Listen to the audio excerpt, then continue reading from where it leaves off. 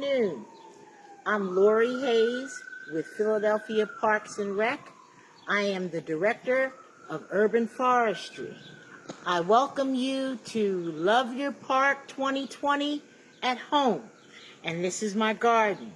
So, I've been at this house since I was a kid, 1960, going on 60 years. And it was a patio, always, a concrete patio with a circular bed, and my grandmom had a red cedar in the center that she dug up from New Jersey. But time went on, Grandma passed in 2008, and I just felt so special being here because I want to show you how long I've been in this space. Okay, so that's me here in this space. Now, what I've done is I've collected, and I'm an awesome collector. I've collected pots of all sizes. My focal feature plants this spring will be garden vegetables and herbs, culinary herbs, things you can come out and just snip and take pieces and enjoy in your home.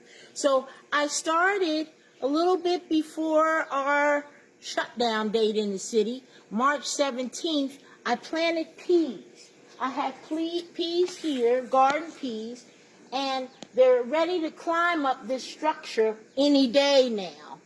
In the corner, I have broccoli. Now, mind you, I have a lot of what I call cole crops, C-O-L-E crops, that can withstand our night temperatures. So, we've got broccoli, we've got cabbage, lots of spinach, lots of kale, rosemary, lavender, scented geranium, oregano, thyme. Oh my gosh, I love variegated plants. Anything with a multicolored leaf, that's variegated. So I just try different things. I'll up pot as needed.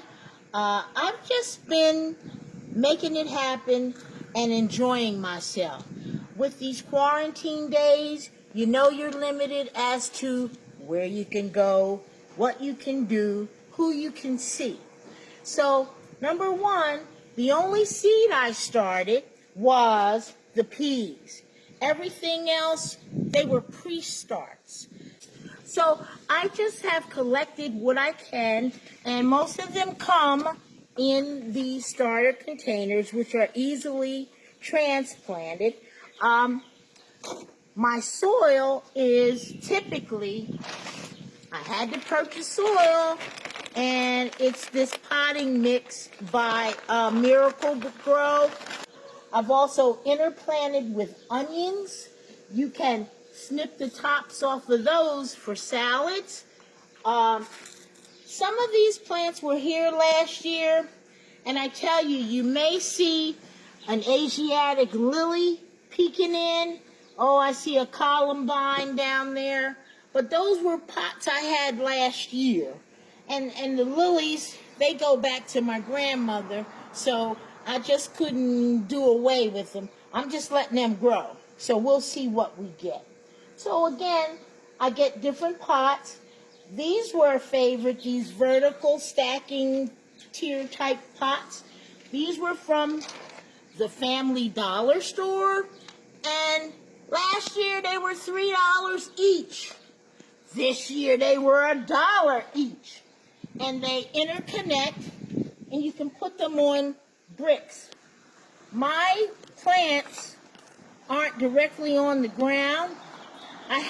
They dug up my street about a month ago. So they unearthed all the beautiful bricks. So me, with recycling in my mind, I asked the guy, like, hey, can I get some bricks? And he said, oh, sure, how many you want? So I said, about a dozen. So I have like 2 of these unearthed bricks underneath the pots to lift them off the ground to improve the drainage of the pots. All of the pots have holes in them. This is a shrub from last year. The shrub came my way. It's an osmanthus related to the holly. So I just wanted to see how it will grow. And plus, let's see the name here. Oh, osmanthus heterophyllus. And he's variegated, so that's why I like him. The other thing I love is ornaments. I have an affinity for butterflies. It's my weakness. A butterfly, well, love is like a butterfly. It goes wherever it pleases and pleases wherever it goes. So whenever you see me, I usually have butterflies on to some extent. But in my garden, I've also accented with butterflies. So let me tell you about some of the other vegetables I have. I have mustard greens. I have cauliflower. I put in a couple of cucumbers, but I'm not so sure. They were early, and they're Japanese cucumbers. If they live, okay. If they don't, it's okay too. This is bok choy. It's an Asian leafy green vegetable. It's pretty good. And this little spinach container I'm proud of because it's a mixture of onions and spinach. And you can just snip the leaves of spinach at will and cut the onion down as well. I would be remiss if I didn't say anything about the Tree Philly program. These were free trees given away throughout various communities in the city since about 2012. And I have this here. My intention is to plant it, and it's a memorial dedication tree for my husband. But you can check that out, treephilly.org. Just wanted to get that in there. All right, so back in my patio garden, I mentioned culinary herbs and minimal flowers. But my neighbor gave me this 3-tiered planter, and I put, well, stuff you can eat in there. You have romaine lettuce in the center, leaf lettuce that I cut this morning, had on a sandwich, Swiss chard, and my little Linux pieces.